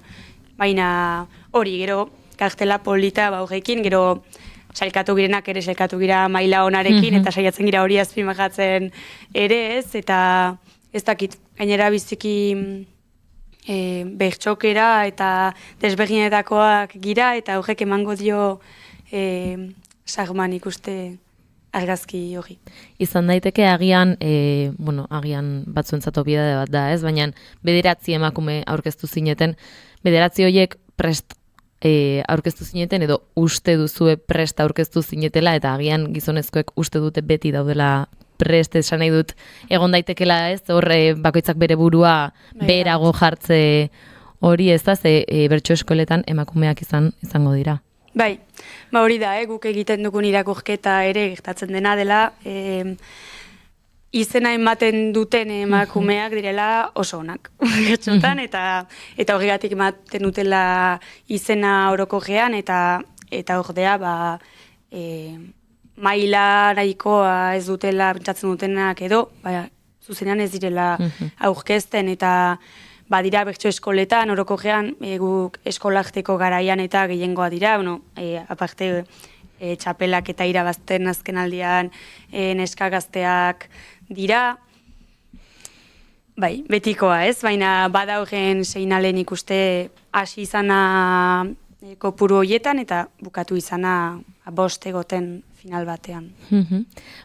Irantzun, mila esker hau guztia kontatzeagatik, espero dugu batez ere zu gustora gelditzea egingo duzun finalarekin, errepikatuko dugu, holtzan ikusiko ditugu Miren Artetxe Sarasola, Elixabete Etxandigoien etxe, Aitor Serbier etxe xuri, Irantzu Idoate Funosa, Maialen Artzaiuz Antia eta Maiane Txoperena Irribarren, eta esan bezala Irantzu zorte on saioan, eta agian astelenean tartetxo bat hartuko dugu zurekin komentatzeko.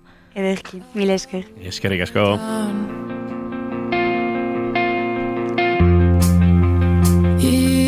Erantzuleo guk agur esan behar dizuegu segituan, hementxe Indabe taldearen Kristalezko Hiria kantu honekin gaur arratsaldeko 8 da badaban, agur, bira itxiera kontzertu hori eskainiko dute, sarrerarik gabea doan, baina gonbidapena behar duena, eta gonbidapenak dagoeneko agortuta ote dauden, baina azken ordukoren bat ere ez ote den libre izango, hori da dakigun azkenekoa, beraz gaur, astelen buruzurien kontzertuen defendatzaile zareten ontzako itzordua, ni behintzat hor nabil, gonbidapen horien lorpen saiakeran, arratsaleko 8etan Indabetarrek, disko honekin ez naiz, hementxe aurkeztu ziguten, Banoa kantarekin egindako bertsio akustiko horretan, eta hilabete hauetan egindako bide polit eta eder horri amaiera emango diote gaurkoan, lan eta eginkizun berrietan murgildu aurretik eta musika egiten jarraitu aurretik inork ez ezala pentsa agur bat denik, agurritzaren esan nahi oso horretan behintzat, baina guk bai agur esan bat dizuegu edo bihar arte hobetu esan da, bihar goizeko 10:05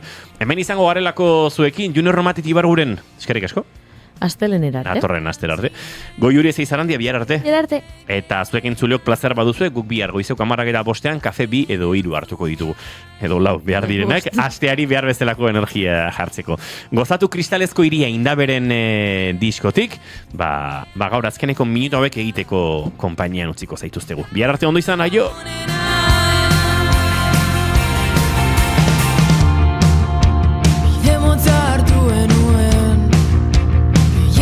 Pentsatu gabe zerbaitek bultzatu nau arnaz gabe eratu arte baina imeniago zera jontan bakarrik itxoingo nauzun esperoan geltoki berri honetan itxasoan aurrean jartzen